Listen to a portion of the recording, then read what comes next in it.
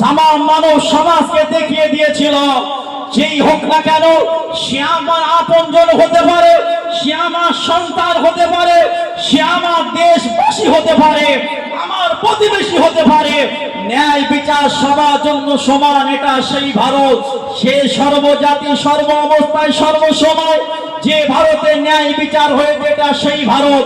কিন্তু আজ ভাবতে অবাক, আমরা কি সেই ভারতবাসী না অন্য ভারতবাসী?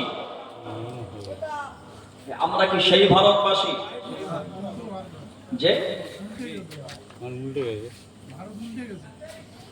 যে ভারতের জমিনে খান আব্দুল গফফার খান একদিকে,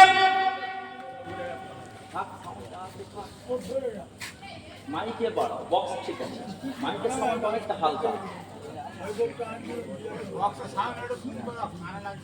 মাইকের সাউন্ড অনেকটা হালকা। কথা আমার বুঝতে পারছেন আমি কি বোঝাতে চাইছি? আলোচনার দিকে আগিয়ে যাব, কিন্তু বড় আক্ষেপে দুটো কথা বলে নেই।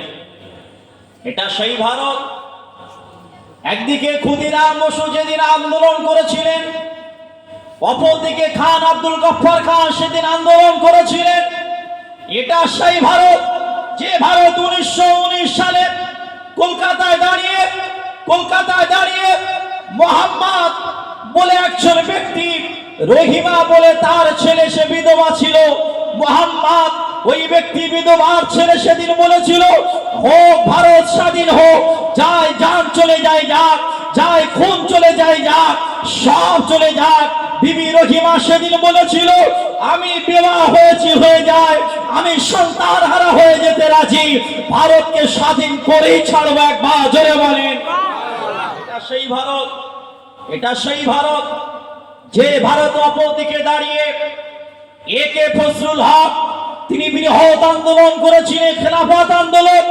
এটা সেই ভারত খান আব্দুল গফফার খান, এটা সেই ভারত যে ভারতে মহাত্মা গান্ধী আন্দোলন করেছিল একদিকে।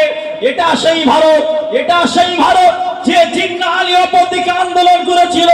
এটা সেই ভারত, সেই ভারত ব্রিটিশের বিরুদ্ধে আন্দোলন গর্জে উঠেছিল আব্দুর রহমান আব্দুল খালেক। এটা সেই ভারত যে ক্ষুদিরাম বসু আন্দোলন করেছিল।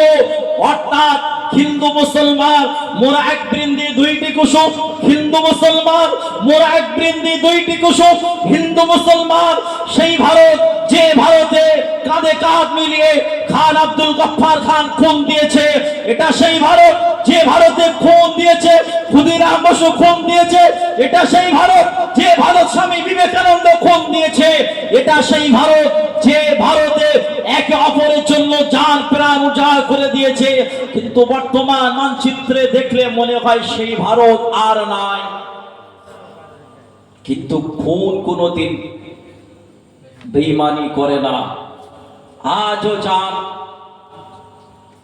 খোদাই করে লেখা আছে, দিল্লি গেটে চলে যান। এটা সেই ভারত। 100 জনের মধ্যে 59 জন আমার ভাই সেদিন যুদ্ধের ময়দানে খুন দিয়েছে। একবার জোরে বলেন। এটা সেই ভারত যে ভারতের অর্থ পরিকাঠামো দাঁড়িয়েছে আমাদের দিকে তাকিয়ে। আপনি তাজমহল দেখতে যাবেন, আপনার জন্য টিকিট 50 টাকা, বৈদেশিক যারা পর্যটন আসবে তাদের জন্য 400 টাকা। ওটা আমার বাবা সম্পদ দেখে ইনকাম করছে ভারতবাসী যারা নেতৃত্ব দিচ্ছে। এটা সেই ভারত। লালকেল্লা ওটা আমার বাবার, ওটা সেই ভারত যে ভারতের অর্থ দেখিয়ে সম্পদ দেখিয়ে সারা ভারতবাসী রাজনৈতিক নেতারা লুটে খাচ্ছে। এটা আমার ভারত যে ভারতে হাজার নয় 11,000 কোটি 11,000 কোটি একর জমি সব স্তরে সর্বসময় যেটা সরকার নিচে নেতৃত্বে বহন করছে। আজ তার হিসাব হচ্ছে। এটা সেই ভারত যে অন্য সম্প্রদায়কে আমি ছোট করছি না, কিন্তু তাকেও বোঝাতে হবে তুমি দেশের জন্য কত দিয়েছো। 11 লক্ষ কোটি একর জমি আমার বাপ 14 পুরুষ দিয়ে গেছে। তার ইনকাম তুমি বসে বসে রসগোল্লা রসমালাই রাজভোগ খাচ্ছ। আর আমার ইনকামে তুমি যখন চলবে আমার উপরে চোখ রাখাবে, এটা সেই ভারত, এটা সেই ভারত যে ভারতে 159 জন শহীদ হয়েছে, ব্রিটিশ সরকার তাড়িয়েছে। এখনো সেই ভারতে সেই মুসলমান আছে না নাই? আছে না নাই? তাহলে আমরাও যদি সত্যি সেই বংশের হই, আমরা নিশ্চয়ই সেই উত্তরসূরি, আমরা খান আব্দুল গফফারের উত্তরসূরি, আমরা জিন্নাহ আলীর উত্তরসূরি, আমরা একে ফজলুল হক উত্তরসূরি, আমরা আবুল কালাম আজাদের উত্তরসূরি, আমরা ক্ষুদিরামের উত্তরসূরি, আমরা যদি সেই কালো হাত ব্রিটিশের ভেঙে দিতে পারি, আমরা যদি সেই ব্রিটিশের রাজকে ধ্বংস করে দিতে পারি, ব্রিটিশকে বাংলা থেকে তাড়িয়ে দিতে পারি, আজও সেই 59 থেকে আরো 59 রয়েছে। যদি আমাদের উপর আক্রমণ হয়, আমাদের সম্পদ যদি কেড়ে নেওয়া হয়, সম্পদ যদি চলে যায়, বেঁচে থেকে আমার লাভ নয়, জানও চলে যায়, চলে যাবে। আল্লাহর ঘর মসজিদকে তোমার নেতৃত্বে দেখবো না, আল্লাহ নবীর ঘর মাদ্রাসা তোমার নেতৃত্বে মান চলতে দেব না। যেখানে কবরস্থান আমার বাপ চাচারা শুয়ে আছে, তোমার নেতৃত্ব মানতে দেব না। যা চলে যাই যাক, আমাদের জায়গা আমরা নিশ্চয়ই দখল করে নেব। কথা ঠিক না ভুল? জোরে বলে ঠিক না ভুল? যদি মসজিদ চলে যায়, আমার থেকে কি লাভ আছে? কোনো লাভ নেই। লাভ আছে। যদি মাদ্রাসা চলে যায়, আমার থেকে কি লাভ আছে?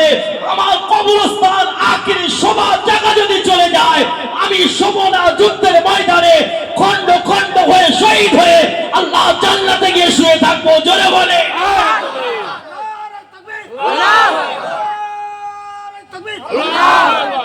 যদি আমার সবার জায়গা কবরস্থান, তোমার অধিকার আর চলে যায়। দুদিন আগের খবর দেখেন, মাদ্রাসায় তালা চলছে। আমি কোন রাজনীতির কথা বলছি না, আমি আমার দুঃখের কথা বলছি। আমি মাদ্রাসার নিয়োগ নাই, ভোট নাই, ও কথা আমার বলে লাভ, কিন্তু আমার মাদ্রাসা আজকে হাজার হাজার খারিজি মাদ্রাসা আমরা টাকা দিয়ে, জাকাত ফেতরা দানের টাকা দিয়ে 4 তলা 5 তলা কয়েক একর জমি, হাজার হাজার ছেলে আমরা আল্লাহ আমাদের দ্বারা পড়াচ্ছে। একটা সিঙ্গার মাদ্রাসায় 200 ছেলে 300 ছেলে, ঘোড়ার আন্ডা বন্ধ করে দেনা কি হবে?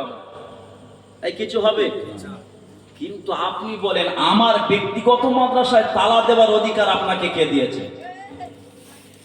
ছাত্রদের খাওয়ায় আল্লাহ আমাদের ওসিলায়, ওস্তাদের মাইনে আল্লাহ আমাদের ওসিলায় দেওয়ায়, বিল্ডিং খরচা আমরা করি। তুমি আমার বাবার সম্পদ অধিকার তোমাকে কে দিয়েছে? তুমি মনে রেখো, তুমি মনে রেখো, আল্লাহ ছাড় দেয় কিন্তু ছেড়ে যায় না। এই ছেড়ে নমরুদ সাদ্দাতের থেকেও তুমি তো বড় নয়। গোটা পৃথিবীর যার রাগ চলেছিল, কাউকে জুতো মারতে মারতে বিদায় দিয়েছে, কাউকে পানিতে চুবিয়ে চুবিয়ে বিদায় দিয়েছে। তুমি মনে রেখো, তোমারও একদিন আছে, আছে। কোরআন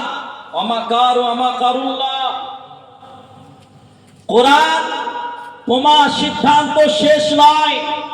হাকামুল হাকিমিন সর্বশক্তিমান আল্লাহ, তানার ফয়সালা রয়েছে। তবে এর কারণে বড় দুঃখ, এসি আমাকে একজন বলছিল, নাম বলছি না, যে হুজুর এই হচ্ছে।